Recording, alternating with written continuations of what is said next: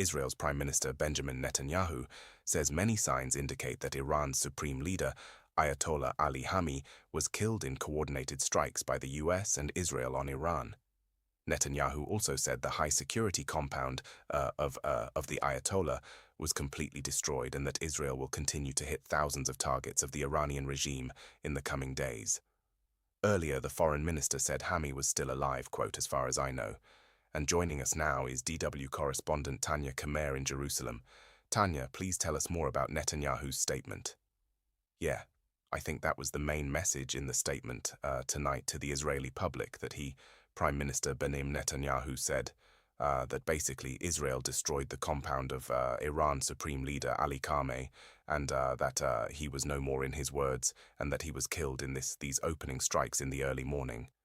We understand from military officials that Israel, and in this coordinated attacks together with the United States, choose to attack around the morning hours in daylight, actually, which is kind of unusual because of gatherings of some of the leaders. And Prime Minister Benjamin Netanyahu said that also senior commanders and senior officials of Iran's nuclear program were also, according to him, killed. Now, however, I have to stress he didn't present any evidence for this assessment, and we don't know for sure at this point whether Khamenei was indeed killed. Netanyahu also said, called again on the people in Iran that this is the moment, to take, basically that they will create the conditions for the Iranian people to free themselves, as he said, from the dictatorship. Tanya, you've been out and about speaking to people today. How have people in Israel reacted to these strikes? Well, I mean, people have been in and out of the bomb shelters across Israel, and of course also we're looking at the region almost the same for those where our shelters all day, and that at a quite frequent pace. You get these alerts on your phone, and then the Home Front command orders people to stay in shelters, and that has been happening for all day, and it's actually also continuing. However, you have to say, the missile retaliation by Iran with missiles in June has been somewhat, at the moment, at least limited in scope. There have been no heavy casualties so far in Israel, mainly minor injuries from people, running to the shelter. Some impact reported, also some injuries maybe from shrapnel. It appears at this point that the defense shield is, holding, but again, the larger the baggages that there are, we don't know what is there to come. There's always the chance that those ballistic missiles are going through. And we also heard from Prime Minister Netanyahu basically telling Israelis to brace themselves, that this is a longer campaign, that this is not over in a day or two, and, that this would be going on as long as is needed. And I think this is also a message that others here also in the region will hear, because, Iran also retaliated to other countries here in the region. Thanks a lot, Tanya. We've been speaking with DW correspondent Tanya Kamer in Jerusalem. I can welcome Madawi al-Rashid, now a visiting professor at the Middle East Center of the London School of Economics and Political Science. Welcome to DW. I wanted to ask you first up about this statement from Israel's Prime Minister Benjamin Netanyahu. He is saying that many signs indicate that Iran's supreme leader has been killed. Of course, this is unconfirmed yet. We don't know if he is in fact dead. But I wanted to ask you, if it is confirmed, what are the implications? What could the implications be, both on the regime and on the Iranian people? I think it's very difficult to assess this statement. We, from previous experiences when specific individuals within Iran were targeted, such as, for example, one Kazmi was targeted by missile, and he was responsible for maintaining relations with many Arab allies of Iran. It is very easy to replace them, but somebody who has the same status as Khamenei will become a blow to Iran. But I think the institutions that the Iranians have will probably survive at least for some time, as they are probably capable of producing yet another leader very quickly, who would replace him, and take control of government, and of responses to what's happening on the ground. So are you saying basically that the Iran regime is built to withstand attacks on its leadership, that it's resilient? Well, absolutely.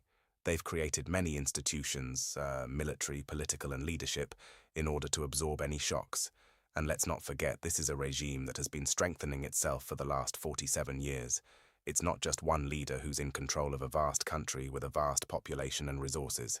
It's not Venezuela or Maduro. It is not Iraq even in the 1990s. It is a regime that has learned a lesson. It has lived in an environment in a region where probably its enemies are more than its friends. The previous speaker mentioned Hezbollah, the Houthis and the Hash in Iraq, respectively, in Lebanon, in Yemen, and in Iraq. But these forces have been weakened especially. And the Houthis, yet they have yet to respond. And I doubt whether they're going to respond in a military way. But Iran is capable with very limited weapons, I think, to do two things. The first one is to suppress any uprising inside Iran, because you don't need ballistic missiles to fight a rebellion or a kind of uprising. The second thing they are capable of doing, what they exactly did since today, and that is with limited weapons target American interest and Gulf countries that host military bases. We have seen already that Saudi Arabia, Kuwait, Bahrain and the UAE, Qatar, also had been targeted, and they haven't been targeted by ballistic missiles, and any military expert would tell you that a drone can reach this region and create a lot of chaos. Suspend civilian aviation as what has happened since this morning, and bring the region, which has always been thought of as an island of stability in a turbulent Arab or Middle Eastern world. We find that Dubai, that prides itself on being a global hub for business and global capitalism, had been targeted by a missile. Probably not the type of missiles that is being negotiated with the United States. So in a way, Iran has its own tentacles, and it's capable of destabilizing many countries that are regarded as hosting hostile forces, whether they are Israeli or American. As you say, we've been seeing Iran's retaliation across Gulf countries. Some of these countries warned or said to the US that they didn't want the US to strike Iran. How do you think these countries are going to respond now? Well, it is actually the joke of the time when several Gulf leaders, for example, Mohammed bin Salman, the Crown Prince of Saudi Arabia, and Mohammed bin Zayed of the United Arab Emirates, tried to propagate the idea that they convinced Trump of not attacking Iran because this is going to stabilize the Gulf. But the Trump administration doesn't really listen to those leaders, it listens to Netanyahu. And this is exactly what's happening now. Iran hasn't threatened American interests, it has threatened Israel, and it has hit Israel. And therefore Trump is listening to Netanyahu rather than to Mohammed bin Salman, Mohammed bin Zayed, and the rest of the Gulf leaders. They really don't count when in the grand scheme of American alliance with Israel. Trump has actually proven that he is an ally of Netanyahu, and he supports the interest of Israel, not the interest of the Gulf countries. If he did listen to them, we would not have seen the Americans and the Israelis escalate this war and threaten to drag not only the Gulf but also Europe. Europe is still on the agenda of being involved to defend its interest, but they haven't even finished with one war in the Ukraine in order to jump and move to the Middle East and the Gulf region. So what we're going to see now, I think, the Americans, Trump and Netanyahu, haven't learned from the lessons of Iraq.